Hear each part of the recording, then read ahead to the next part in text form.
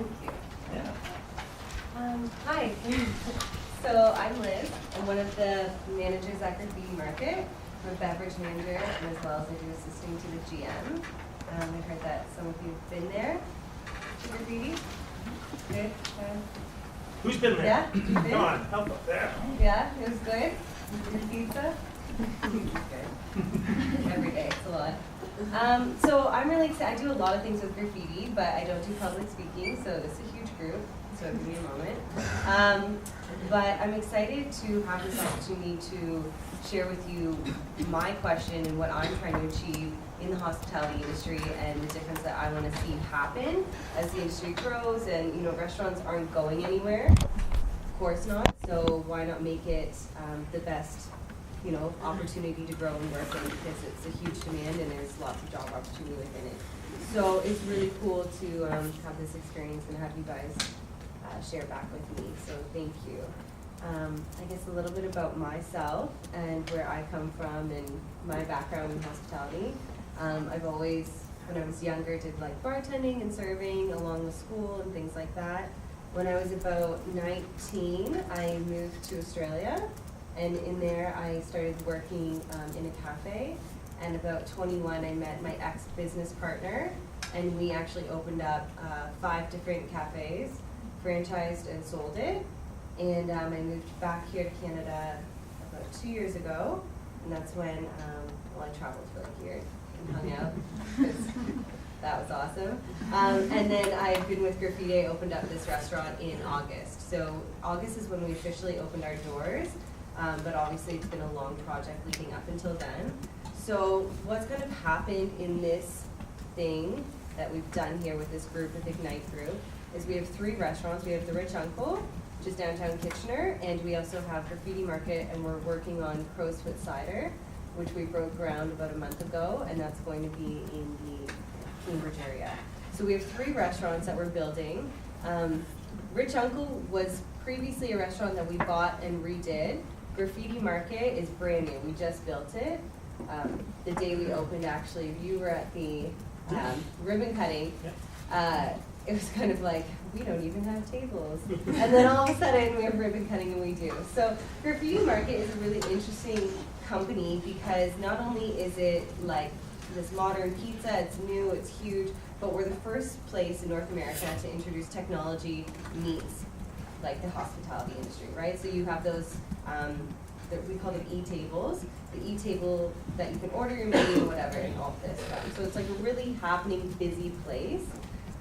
But what I want to achieve here is we want to become the employer of choice. So we want to, as we grow, we've been, you know, contacted internationally and things like this. We're going to have so much more job opportunity. We want to be the place that you want to work in the hospitality industry. And the hospitality industry, do people work in restaurants now? So it's hard. It's tiring, like it's a lot, especially if you are in a management or ownership position. It's very demanding. Myself personally, like I'm not sure how much Bruce has shared with you, but I work like minimum 10 to 11 hours a day. So that's typically what a management position looks like. So my goal and my question and what I want to see come back is how can we become a work-life balance employer? So how can we have a management team, because a manager's job overall is to do, you know, payroll, inventory, cost of sales, you know, what's coming in, what's going out, projections for the year, for the next coming year, for the next week, you know, traffic, building up, marketing, things like that. There's so much to it, but on the daily, you're also, you know, making sure the restaurant's running perfectly, managing, in my case, you know, 30 people 2 times a day, 2 shifts a day, making sure they're all doing their job, essentially babysitting for the most part. You know, calling in sick, dealing with customers, dealing with wait lists, dealing with complaints, dealing with, you know, quality checks, all of those things. So if I'm there for 10 hours a day, and I get there at 9 a.m., and I'm leaving, you know, at 8 o'clock at night sometimes, so it's longer than 10, but it all blends in, you don't even notice. You know, how can I cut my hours back, like how can we build a management team? At the moment, we've got 3 people. What does it look like to create like an 8-hour workday? When, you know, that traffic's gonna come in, let's say I work 8 hours, and yeah, I'm gonna leave here at 6 o'clock today, but all of a sudden we have our dinner rush, and it's super busy, and, you know, I need to help out and make sure everything's happening. Like, what can we do to change that? So that's kind of what I'm looking to find, and whether that's, you know, how many people, or do we have, whatever, that's up to you guys to figure out. So that's kind of where we're at with graffiti and what we're trying to accomplish and move on to. So that being said, what else did you? I think that's great. Do you guys have any questions about questions. what a day looks like? Yes. Just with an 8-hour workday. Yeah. So, I guess, just want to know, would hiring another manager be something that you'd be interested in, or? For sure. Okay. Yeah, so we've got 3 at the moment. That's what we have, yeah. And of course, like, you have to take into play the hours of the restaurant. So for us, for example, the manager's typically there 2 hours before the restaurant actually opens and 2 hours after the restaurant actually closes. Sorry, just another follow-up. Yeah.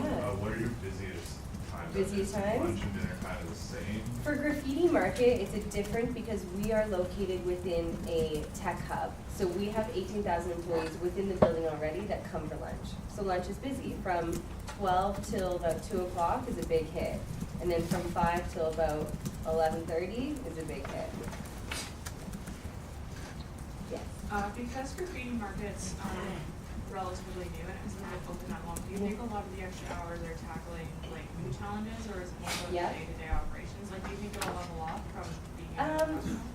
I'd like it to level off, but with the history of the hospitality industry, Yeah. it typically is just that Right. way. Okay. So that's what I want to target, is what's the new world look like in Right. hospitality. But you're right, there are so many new systems that we're trying to also catch up on, Right. and like constantly like, oh, right, I forgot to Right, make uniform specs, so I have to do that for, you know, whatever it is. right, okay. Mm-hmm. Anyone else? Yes.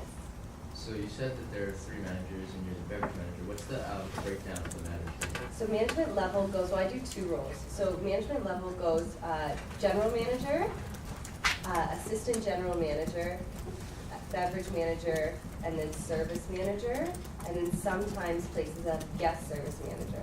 So at the moment, we have a general manager. I play both roles of an AGM and a beverage, and then we have a service manager. It's interesting that you're playing 2 roles. Like, Yes. It's like, oh. And I play the role of the event coordinator as well, which is hard. Do So you- I do catering for all 3 companies. I never asked you this one, Yeah. the times we met and spoken, that, do you have like what are called key employees or shift supervisors, employees who are trained? Yes, You- we have supervisors, so we have 3 employers in the company. So we have 3 bartenders that we are comfortable with, that we have trained to do like cash closes. So at 10 o'clock at night, I can pull someone off the bar and say, all right, you're gonna manage the floor and cash close until 2 a.m. So, but that turns from a minimum wage employer to a premium wage. So that goes from 14 up to like 22, which changes then for our labor costs. And then one thing as well, when it comes to using supervisors, this is something we don't want to do, because labor costs for us as managers, we're salary employees, but we also have a bonus structure. So the less hours I use, the more money I make, because then I'm using less money to pay other people, and that goes into a bonus structure. So, and bonuses are typically paid on meeting costs. Correct. Right? But some companies, what I would label progressive companies, will have bonuses that are met and made on employee engagement scores, right? So, I don't know, have you heard about the balanced scorecard in your travels and business? Do you mind if I interrupt just for a second? No. So the balanced scorecard is Kaplan and Norton, okay, and you can Google it, and what they found is in companies that just focused on costs and revenue and sort of the financial KPIs, their profitability was less than companies that had bonuses and performance valuations on more balanced approach, hence the balanced scorecard. So they came up with this quad